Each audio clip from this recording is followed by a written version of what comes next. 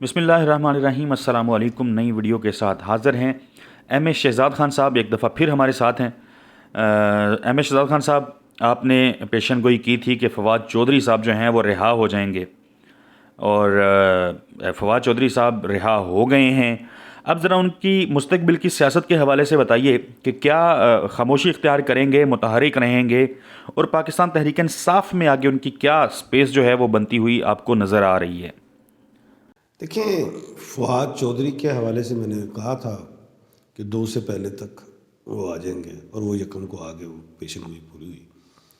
अभी उनको थोड़े खामोश रहेंगे, खुल के वो गुफ्तगू नहीं करेंगे।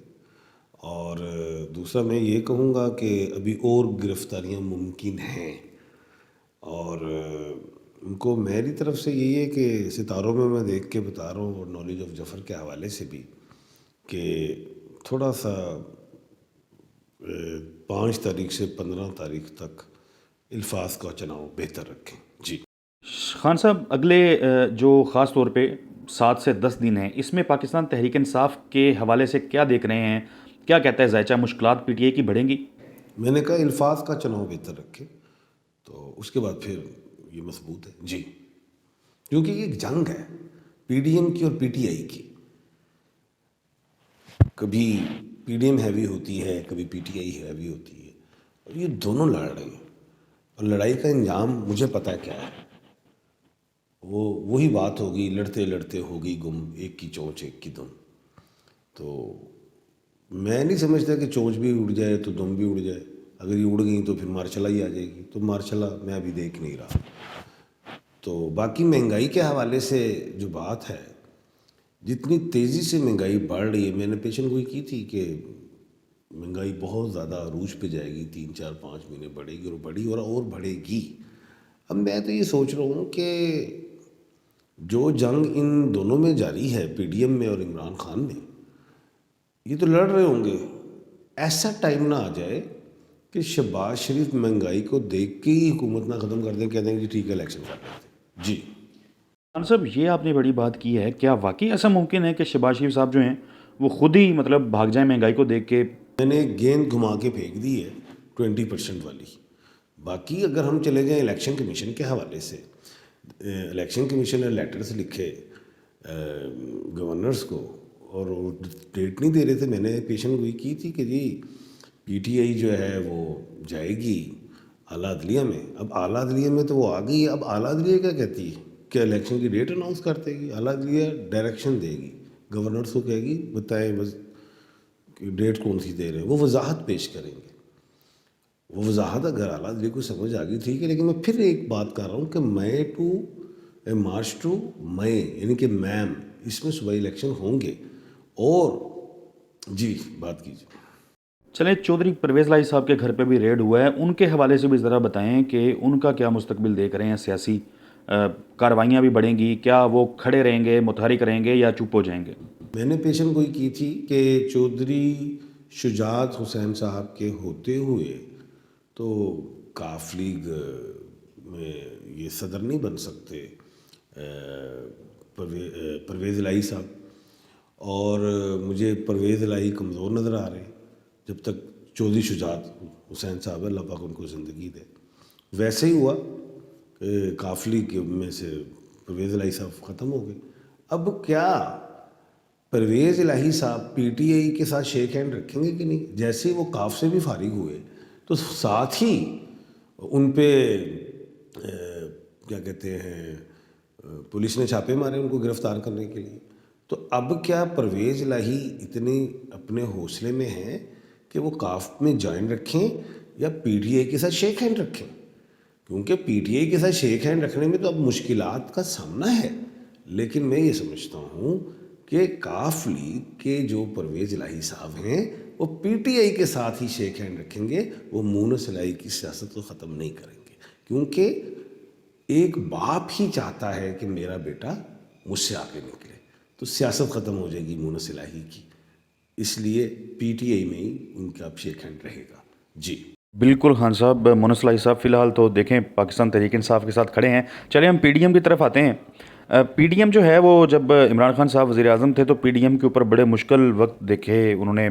مختلف رہنما جو ہیں وہ جیلوں کی طرف جاتے رہے, جیلوں میں ان کو جانا پڑا, قید و بند کی صورتیں جو ہیں انہوں نے برداشت کیں. تو اب پی ڈی ایم جو ہے کیا وہ سیکھے گی کیا, یا یہ کاروائیاں جاری رکھے گی؟ کہتے ہیں گھر کا بھیتی لنکا ڈھائے. تو ہم خود ہی اپنی جمہوریت کو کمزور کر دیتے ہیں لیگ پولنگ کے حوالے سے.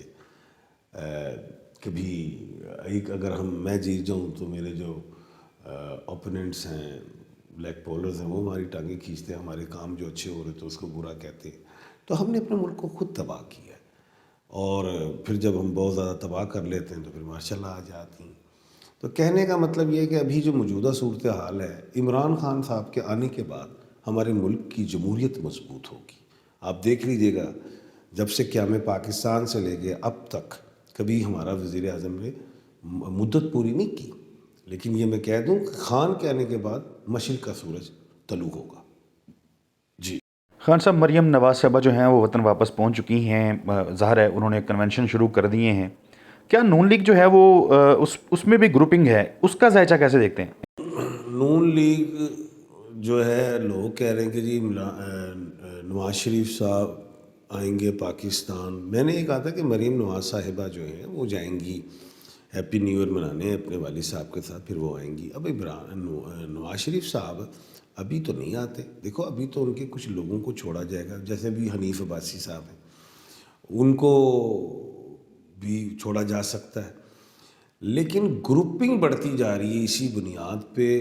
کچھ لوگ جو کچن کیبنٹ کے لوگ ہیں, جیسے شاہد خاقان عباسی ہی صاحب کی بات کر لیتے ہیں, کہ لوگ اسی کی لیول کے اور لوگ بھی پسند نہیں کر رہے, تو گروپنگ ہو گئی ہے. اب دیکھیں مریم نواز صاحبہ بہت بڑا عہدہ لے کے آئیں, لوگ سوچ رہے تھے پورا پاکستان نکل آئے گا. میں سمجھتا ہوں کہ لاہور میں 1% لوگ نہیں نکلے. تو گروپنگ کی وجہ سے نون لیگ ٹوٹ پھوٹ کا شکار ہو چکی ہے. وہ اب سیاست بچانے کے لیے الیکشن سے بائیکاٹ کر سکتی ہے, اپنی عزت بچانے کے لیے بائیکاٹ کر سکتی ہے, نہیں تو نون لیگ کلین سویپ ہو جائے گی. اب نون لیگ یہی چاہتی ہے کوئی قانونی, کوئی آئین کے حوالے سے راستہ نکل آئے, جس میں سال یا 6 مہینہ آئین میں لکھا ہے ایمرجنسی کے حوالے سے جو ہے وہ الیکشنز ڈیلے ہو جائیں. جیسے دہشت گردی آ گئی, تو میں نہیں سمجھتا کہ دہشت گردی کی وجہ سے الیکشن جو ہیں ڈیلے ہو جائے, کیونکہ ہماری پاک فوج ایک بڑی پروفیشنل فوج ہے. اس نے 20 سال ایک جنگ لڑی ہے طویل. وہ اتنی چھوٹی چھوٹی باتوں سے یہ ایمرجنسیز نہیں آتی ہیں. میں نہیں سمجھتا کہ ایسی کوئی پلی آ جائے. الیکشنز ہوں گے, نون ہارے گی. جی خان صاحب, عمران ریاض جو ہیں وہ دوبارہ گرفتار ہو گئے ہیں, ان کے حوالے سے بات ہو رہی ہے کہ ان کی جان کو بھی خطرہ ہو سکتا ہے, ایسی چیزیں ہیں, کیا کہتا ہے ان کا ذائچہ؟ میں نہیں سمجھتا. خطرات بالکل ہیں, تھریڈز ہوں گی. خطرات نہیں, تھریڈ اور خطرے میں فرق ہوتا ہے.